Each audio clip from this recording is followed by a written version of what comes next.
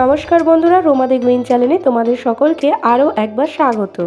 আজকে আমি গুড়ের পায়েস রান্না করে দেখাবো। তো শীতকালে গুড়ের পায়েস খেতে কার না ভালো লাগে।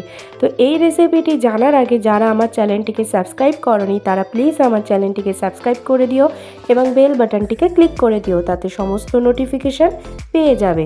তো চলো বন্ধুরা, দেখে নাও কীভাবে আমি এই গুড়ের পায়েসটি বানালাম।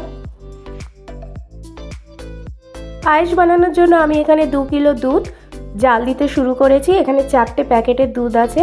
আরেকটি পাত্রে আমি রেখেছি হাফ লিটার দুধ। এই দুটোকেই আমি দুটো গ্যাসে জাল দিতে থাকবো। এদিকে 600 গ্রাম গুড় আছে, আর এখানে 100 গ্রাম কাজু বাদাম, 100 গ্রাম কিশমিশ আছে, আর 150 গ্রাম গোবিন্দভোগ চাল আমি ধুয়ে রেখেছি। প্রথমে আমি দুধটাকে খুব ভালোভাবে জাল দেব। দুধটাকে খুব ঘনত্বভাবেই আমাকে জাল দিতে হবে, যাতে দুধের ঘনত্বটা খুব ভালোভাবে হয়।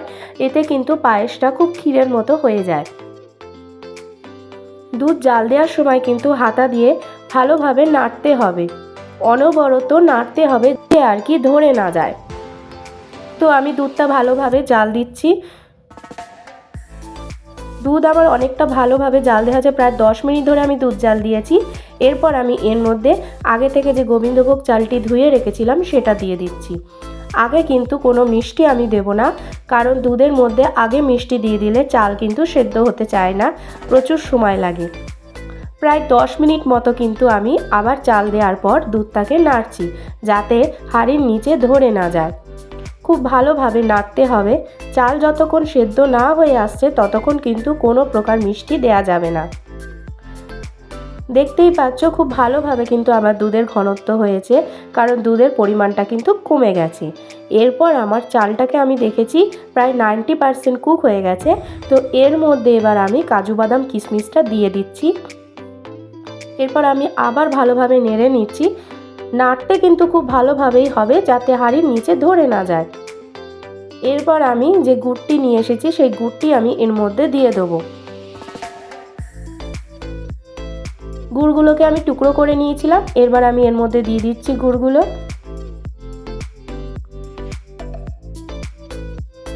এবার আমি এটাকে খুব ভালোভাবে নাড়ছি। এবার এর মধ্যে আমি এবার দিয়ে দেবো 1 চিমটে নুন। নুন দিলে পিঠে পায়েসে যদি নুন দেওয়া হয় তাহলে কিন্তু তার মিষ্টতা ভালোভাবে বজায় থাকে। এর মধ্যে 2টো তেজপাতা আমি দিয়ে দিলাম। এরপর আমি এটাকে আরও 10 মিনিট নাড়তে থাকবো।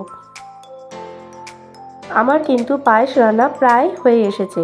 এটাকে 10 মিনিট নাড়ানোর পর আমি কিন্তু নামিয়ে ফেলবো।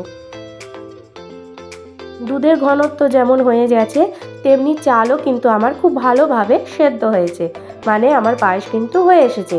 এরপর আমি যে 500 লিটার দুধ আলাদাভাবে জাল দিয়েছিলাম সেই দুধটা এবার এর মধ্যে আমি ঢেলে দিচ্ছি। পুরো দুধে পায়েস রান্না না করে কিছুটা দুধ যদি পায়েস রান্না করার পর ঢালা হয় তাহলে কিন্তু পায়েসের ঘনত্ব আরও বেড়ে যায় এবং খেতে কিন্তু খুব সুস্বাদু হয়। আমার কিন্তু পায়েস রান্না হয়ে গেছে, এবার গ্যাসটা বন্ধ করে দেবো। দেখতেই পাচ্ছ পায়েসের কিন্তু ঘনত্ব খুব ভালোভাবে হয়েছে। কেমন লাগলো এই পায়েস রান্নাটি অবশ্যই কমেন্ট করে জানিও। যদি ভালো লেগে থাকে তাহলে অবশ্যই একটা লাইক দিও। আর যারা আমার চ্যানেলটিকে এখনও অবধি সাবস্ক্রাইব করনি তারা প্লিজ আমার চ্যানেলটিকে সাবস্ক্রাইব করো এবং বেল বাটনটিকে ক্লিক করে দিও। বাড়িতে এইভাবে খুব সহজে পায়েস বানিয়ে ফেলো। শীতকালে এরকম গুড়ের পায়েস খেতে কিন্তু দারুণ লাগে।